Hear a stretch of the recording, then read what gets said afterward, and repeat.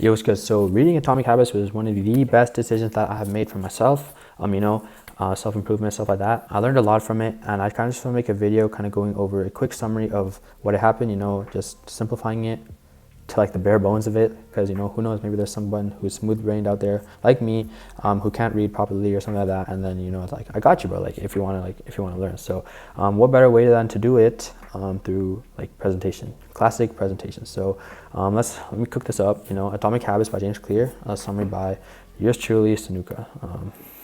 Let's see this shit. Okay, so to preface, number 0, just some beginning ideas. If goals actually worked, then most people would already be successful. But guess what? Not everyone's a millionaire. I could say like, I want to be a millionaire, but like I have the goal of being a millionaire, but I'm not a millionaire, That's like the main difference, That's what you got to think about. The problem isn't what you want, it's who you think you are. And the main thing about this book is that it changed how I approach discipline, and just changed how I saw self-improvement, like I kind of said. I have the same goals as profitable traders, but I don't have the same habits as them, and that's why I'm not a profitable or successful from trading. So that's kind of like what I want to begin with. So now, number 1, small habits compound. So the key ideas from this is the plus 1% rule, time magnifies habits, and results lag behind efforts. So the 1% rule is kind of just, 1%, it's kind of small, atomic, if you will.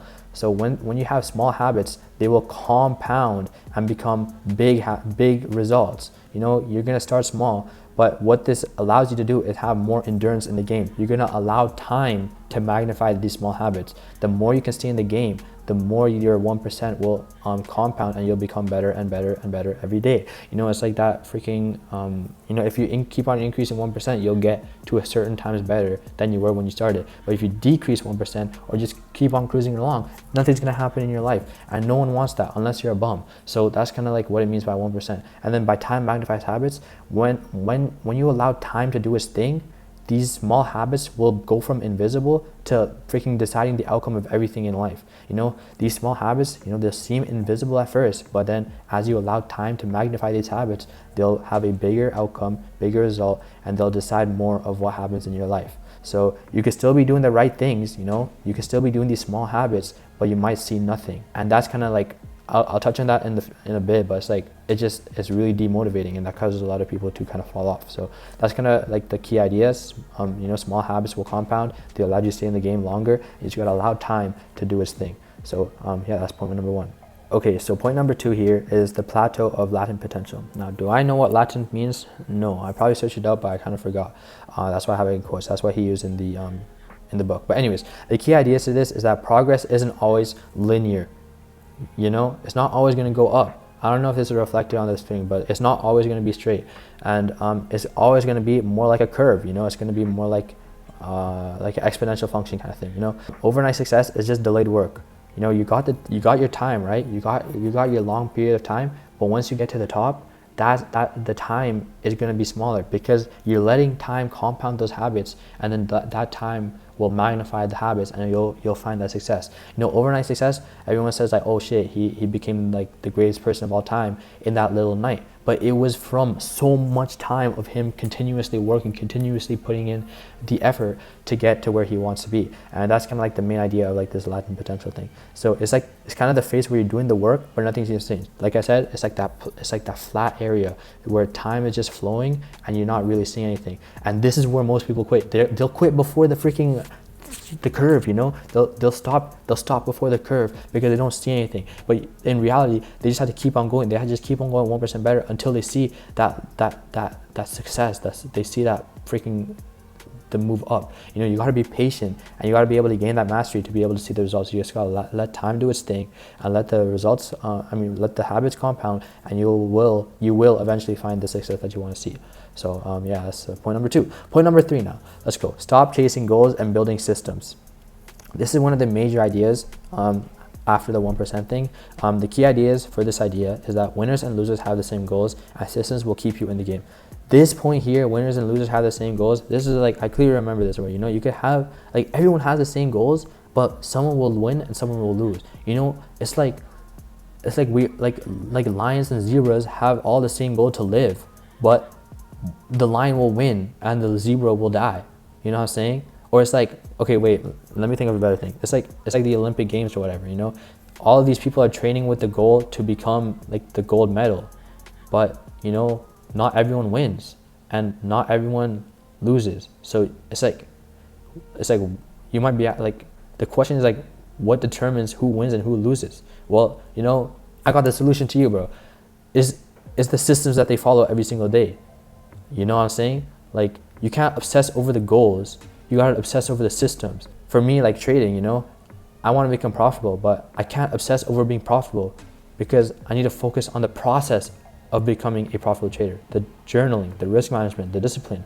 I can't be focused on the goal. The goal only gives directions. The system is the drivetrain. It's the engine. It's what keeps you going. You know what I'm saying? You can't be but I'm saying, you know what I'm saying too much. But it's like, if you have goals, like that's nice and all, but like little Timmy won't be able to reach his goals if he doesn't have systems, because the systems are what's gonna keep him going. You know, they'll keep you in the game, when goals will just like give you false hope, if you will. You know what I'm saying? So that's like the difference between winners and losers. You know, just think about that, bro. You know, everyone has the same goals, everyone has the same aspirations, but not everyone gets it. And that difference is the systems that they follow every day. You know what I'm saying? Like, it's really important, bro. Like, I put 3 stars for you to like understand it, bro. But like, that's kind of the main idea. A quote from this section is that you don't rise to the level of your goals, but you fall to the level of your systems.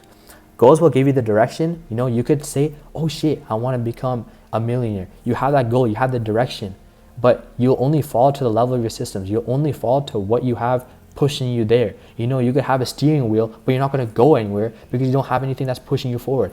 The freaking systems are the drivetrain, the gearbox, the engine, the wheel that are getting you there. The goals are the steering wheel, and they'll kind of guide you to where you want to be. So yeah, that's kind of like point number 3. So going on to point number 4 now. Let me cook. Identity is the real driver. The systems you put are like kind of based on the identity. So the key ideas here is outcome, process, identity. Become the person first, and the habits will become evidence for that identity. So let's break this down, if you will. We got arrows and we got arrows. So we got identity, we got process, and we got outcome. So here, most people will try to change the outcome, but real change happens when you change who you believe you are. Who you believe you are, that is identity. So what I'm saying here is that you only can change the outcome if you change the root cause. The example in the book that they give, I think, is an onion. You know, you got the onion like bulb or whatever in the middle, but you got like the skin, which is the process, and then you got the outcome, which is like the dead skin on the outside, if you will. You know, you can only change the identity, then you could change the process, and then you can change the outcome. If you change the outcome, you change the outcome, but the outcome will just be the same over and over again. You know, you gotta change the identity, you gotta change the root cause, you gotta go into the process, change the processes, and then the outcome will change. Processes synonymous with like the systems that you do, but that's kind of like the main idea. And what it's saying, by becoming the person first, you gotta change your identity first. You gotta become that person that you want to be first. Then that process will change, then the outcomes will change, and then you'll become who you want to be. And these habits are kind of evidence as to who you want to be. Every habit you repeat is a vote for the person that you are trying to become.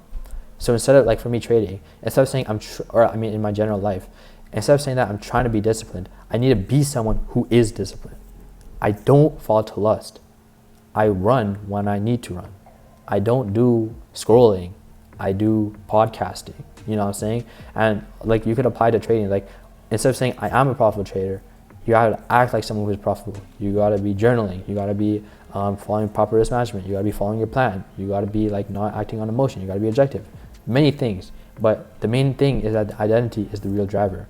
You know, maybe if you connect it to the previous example, the drivetrain is the systems. Identity is the engine. The steering wheel are the goals. If we have, I need to cook up some like diagram or something, but it's like, that's like the main idea for this one.